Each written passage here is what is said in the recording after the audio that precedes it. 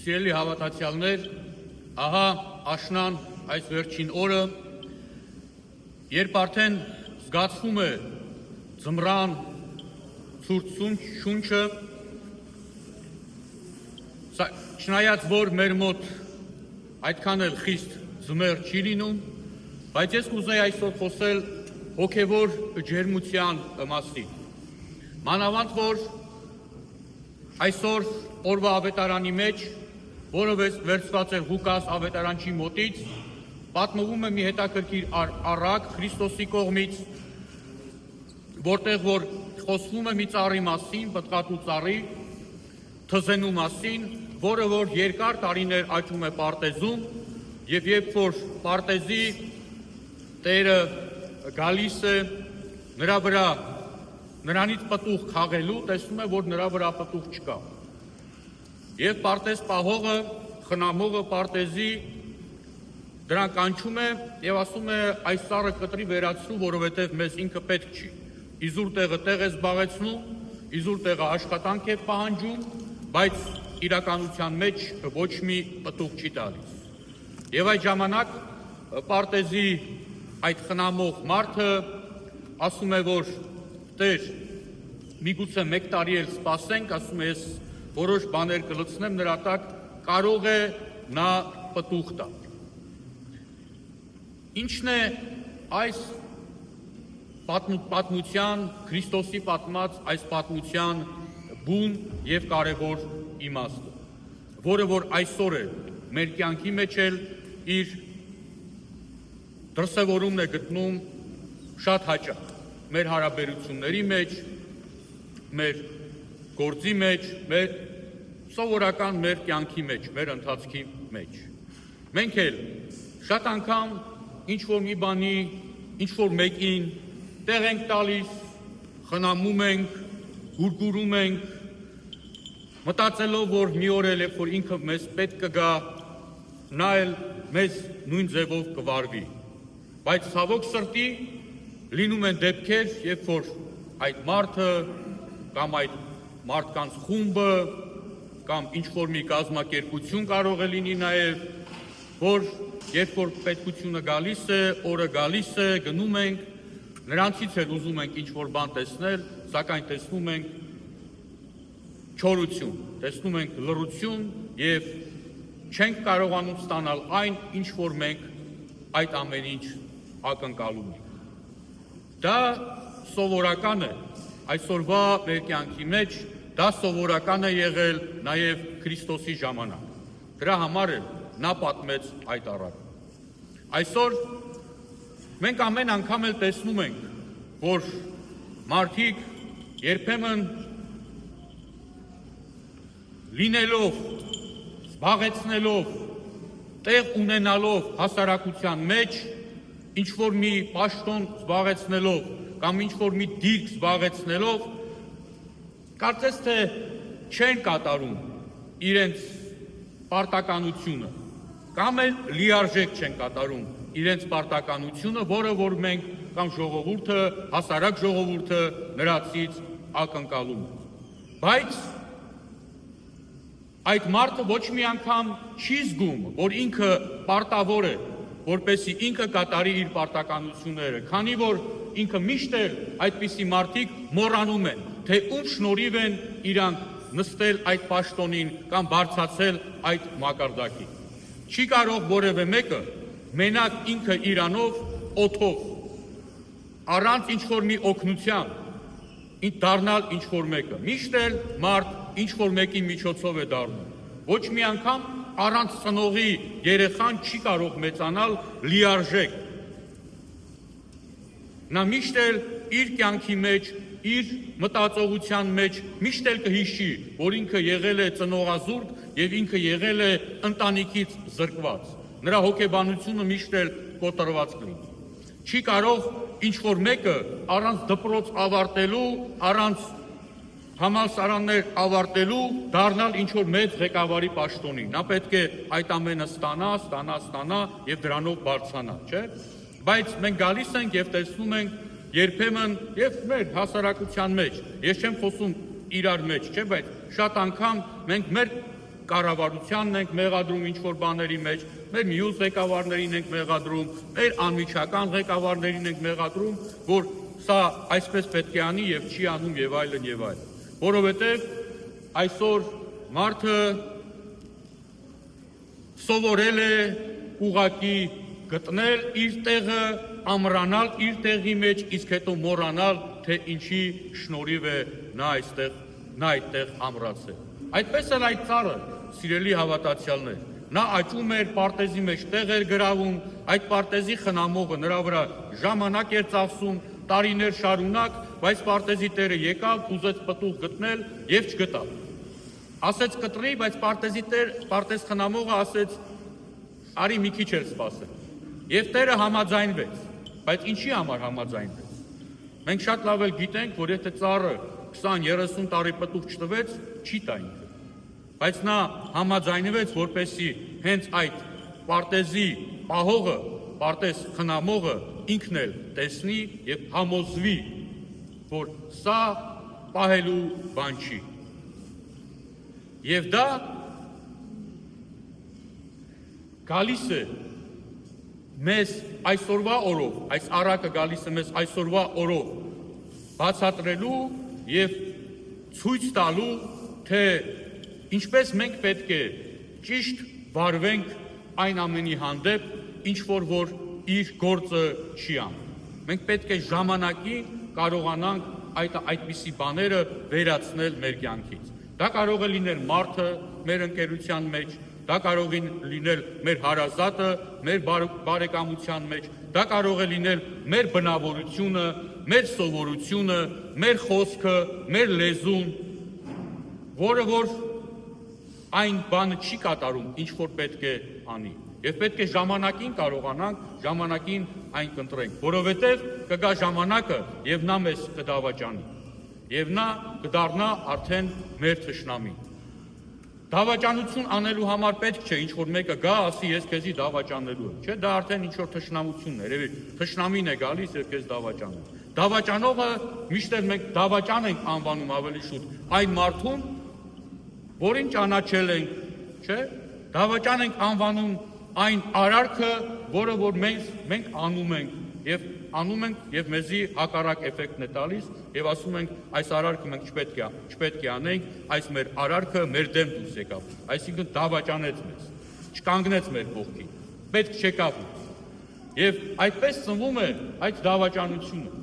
Եվ մենք ամեն մեկս էլ այդ ճանապարհով անցել ենք, անցնում ենք եւ ելի կանցնենք, որովհետեւ դա մարդկային է։ Պետք չի ինչ-որ մեկը նեղանա, ասի, օղ տեսեք, ինչ-որ մեկը ինձ դավաճանեց եւ վերջ դրանով կյանքը վերջացած է։ Քրիստոս ինքն էլ ցույց տվեց, որ դա կա մեր մարդկային կյանքի մեջ։ Եվ Քրիստոսի ցույց տված օրինակն է, որ այսօր մենք պետք է հիշենք։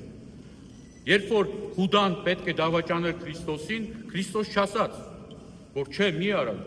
դա սխալ է։ Նա Հուդային ասաց, արա այն ինչ որ պետք է անեք։ Ցույց տալու համար մյուսներին, մյուս աշակերտներին, որ աստվածայինը եւ ճիշտը միևնույն է կկատարվի, չնայած այդ դավաճանության։ Եվ այդպես էլ եղավ։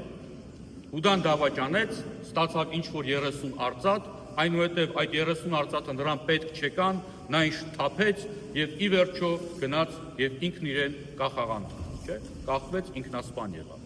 Իսկ Քրիստոս դավաճանվեց, չարչարվեց, խաչվեց, բայց հարություն առավ եւ այսօր մենք ապրում ենք այդ հարության լույսի տակ եւ այսօր մենք ապրում ենք այդ հարության հույսով։ Եվ այստեղ մենք տեսանք, որ այդ մարդկային դավաճանությունը ոչ մի կերպ չի կարողանա ազդել աստվածային այն ծրագրի վրա, աստվածային այն մտքի վրա, որը որ դրված, որը որ պետք է կատարվի։ Քրիստոս եկել էր մաքրելու մարդկությունը, փրկելու մարդկությունը եւ դնելու սկիզբը այն կրոնի, որի մեջ մենք այսօր ապրում ենք, որն է որ քրիստոնեությունը։ Եվ այդ ամբողջի մեջ էլ մենք կարող ենք այսօր վերցնել մեզ համար օրինակներ։ Այսօր էլ կան հուդաներ, այսօր էլ կան դավաճաններ, այսօր էլ կան մարդիկ, ովքեր որ ինչ-որ մի բանի պատճառով փորձում են մյուսին գցել կամ տրորել եւ անցնել նրա վրայով հասնելով ինչ-որ մի բանի։ Բայց շատ շատերը մոռանում են, որ եթե